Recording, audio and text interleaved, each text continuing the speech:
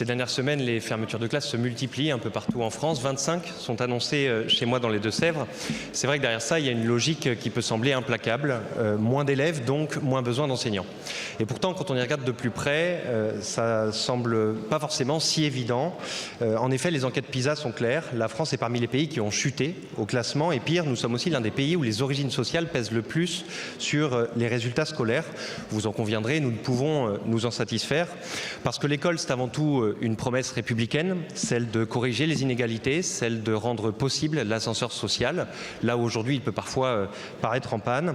Et parmi les facteurs qui permettent de l'expliquer, il y a le nombre moyen d'élèves par classe dans l'élémentaire, puisque c'est bien dès le plus jeune âge que tout se joue et que malgré les progrès de ces dernières années, nos jeunes sont toujours plus nombreux dans leur classe aujourd'hui en France qu'en comparaison de la moyenne de l'OCDE.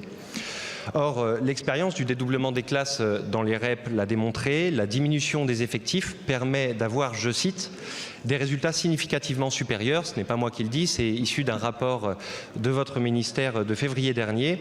Alors devant ce constat, deux choix s'offrent à nous: renoncer et profiter de la baisse de la natalité pour faire des économies, ou au contraire faire de l'école une priorité et retrouver le chemin de la réussite en se fixant pour objectif d'avoir au maximum 20 élèves par classe, à savoir la moyenne de l'OCDE. Cette ambition proposée par Gabriel Attal et portée par notre groupe est aussi un levier essentiel si nous voulons réussir l'école inclusive pour qu'il y ait plus d'AESH par élève, plus de place dans nos IME et plus de place dans les EREA. Investir pour l'école, pour nos jeunes, c'est croire dans notre avenir. Alors ma question est simple, Monsieur le Ministre. Ferons-nous de la baisse démographique une chance pour nos élèves? Soyons en tous les cas assurés que nous serons à vos côtés lors du prochain budget en particulier pour y contribuer. Je vous remercie. Merci beaucoup, Monsieur le député. La parole est à Édouard Geoffray, ministre de l'Éducation nationale. Merci, Madame la Présidente, Mesdames et Messieurs les députés, Monsieur le député Marchive. Je ne vais pas revenir sur le paysage démographique que vous connaissez par cœur. J'ai eu l'occasion de l'exposer plusieurs fois dans cet hémicycle. Si on regarde en particulier dans les Deux-Sèvres, vous avez perdu 18% d'élèves depuis 2017. La rentrée prochaine, vous en perdez 800 de plus. Et effectivement, il y a une baisse de moyens qui ne suit absolument pas cette baisse démographique pour la rentrée prochaine, puisqu'il y a 28 postes qui sont retirés à l'échelle du département des Deux-Sèvres. Et d'ailleurs, lors du prochain CDN au mois de juin, on aura l'occasion d'annoncer le renoncement à des fermetures de classes qui étaient envisagées. Il y aura 5 classes supplémentaires qui seront ouvertes en solde. Donc, on fait attention, on fait ce travail. Mais au-delà de ça, la question que vous posez, elle est effectivement fondamentale, c'est que fait-on, entre guillemets, de cette triste aubaine démographique ?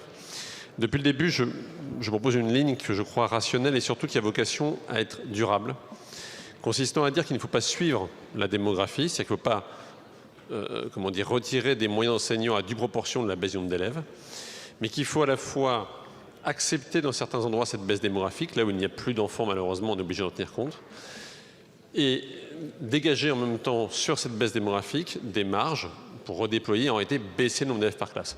On a déjà baissé le nombre d'élèves par classe, on était à plus de 23 élèves par classe en 2017, on sera à 21 à la rentrée prochaine. On va baisser encore par la suite.